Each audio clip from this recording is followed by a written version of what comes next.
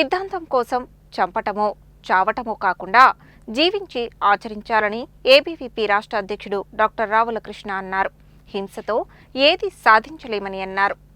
నక్సలైట్ల చేతుల్లో అమరుడైన ఏబీవీపీ నాయకుడు ఏచూరి శ్రీనివాస్ 45వ వర్ధంతి సందర్భంగా నల్గొండ పట్టణంలోని ఎన్జీ కళాశాల నుండి ఏబీవీపీ కార్యాలయం వరకు ఏబీవీపీ ఆధ్వర్యంలో కాగడాల ర్యాలీ నిర్వహించారు. అనంతరం ఏర్పాటు చేసిన సంస్మరణ సభకు ఏబీవీపీ రాష్ట్ర అధ్యక్షుడు డాక్టర్ రావుల కృష్ణ ముఖ్య అతిథిగా హాజరై మాట్లాడుతూ ప్రజాస్వామ్యంలో భావ ప్రకటన స్వేచ్ఛ అందరికీ ఉంటుందని, దేశంలో హింసకు ఎప్పుడూ తావులేదని, హింసతో ఏ సిద్ధాంతం మనుగడ సాగదని, ఇది నక్సలిజం రుజువు చేస్తుందని అన్నారు. యువశక్తిని నవ సమాజ నిర్మాణం కోసం వాడాలని, విధ్వంసం కోసం కాదని అన్నారు. భారతదేశం జాతీయత సజీవం అజేయమని, నక్సలిజం ఆచరణ సాధ్యం కాదని, కమ్యూనిజం ఒక విఫల ప్రయత్నమని అన్నారు. జాతీయ నూతన విద్యా విధానం ఆవశ్యకతను రాష్ట్ర ప్రభుత్వాలు గుర్తించి అమలు చేయాలని, భారతదేశంలో వక్రీకరించిన చరిత్రను తిరిగి లిఖించాలని అన్నారు. అనంతరం ఏచూరి శ్రీనివాస్ స్మారక క్రీడా పోటీల విజేతలకు బహుమతులు అందజేశారు.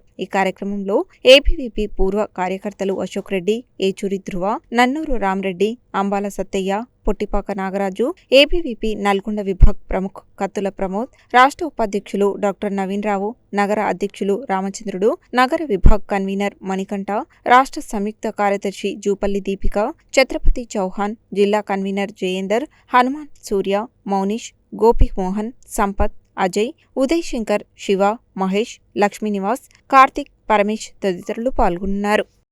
అఖిల భారతీయ విద్యార్థి పరిషత్ ఏబీవీపీ నల్గొండ విభాగ ఆధ్వర్యంలో ఈరోజు నిర్వహిస్తున్నటువంటి ఏచూరి శ్రీనివాస్ అందరం ప్రేమగా ఆప్యాయతగా ఎంతోమందికి స్ఫూర్తిగా ఉన్నటువంటి ఏచూరి సీనన్న 45 సంవత్సరాలు వర్ధంతిలో ఈరోజు రాష్ట్రంలో ఉన్నటువంటి యావత్ విద్యార్థి పరిషత్తే కాకుండా విద్యార్థి లోకం ఈరోజు వారి స్ఫూర్తిని చాటే విధంగా వారి యొక్క ఆశయాల సాధనకై ఈరోజు విద్యార్థి పరిషత్ కార్యకర్తలు వాడవాడల జిల్లాలలో అన్ని ప్రాంతాల్లో ఈరోజు వారి 45వ వర్ధంతిని జరుపుకుంటున్నారు.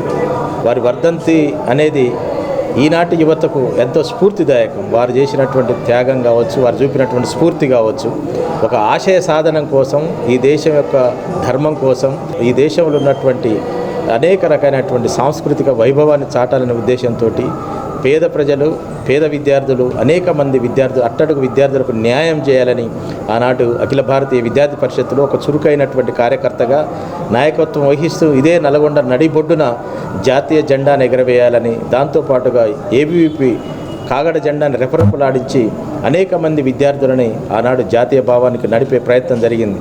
ఈ ఉమ్మడి నల్గొండ జిల్లాలో మనందరికీ తెలుసు, ఒకప్పుడు నరహంతక నక్సలైట్లు ఆర్ఎస్యు పేరు మీద, అదేవిధంగా కమ్యూనిస్టులు పీడిఎస్ ఎస్ఎఫ్ఐల పేరు మీద పరాయి పాలనలో పరాయి భావజాలాన్ని ఇక్కడ ఉన్నటువంటి విద్యార్థుల్లో చొప్పించి క్యాంపస్లో భయానకమైనటువంటి వాతావరణాన్ని, ఇక్కడ ఉన్నటువంటి అనేక మంది విద్యార్థులని గన్నులను చేతులకు ఇచ్చి అడవులకు పంపాలనేటువంటి ఉద్దేశంతో ఆనాడు అనేక మంది వాళ్ళ యొక్క అమాయకమైనటువంటి విద్యార్థులను అడవులు పంపినటువంటి పరిస్థితి. ఎంతోమంది విద్యార్థులు అడవుల పాలై ఎన్కౌంటర్ అయ్యి అసూలు బాసినట్టు ఎంతోమంది తల్లిదండ్రుల యొక్క కడుపు కోతను మిగిల్చినటువంటి పరిస్థితి.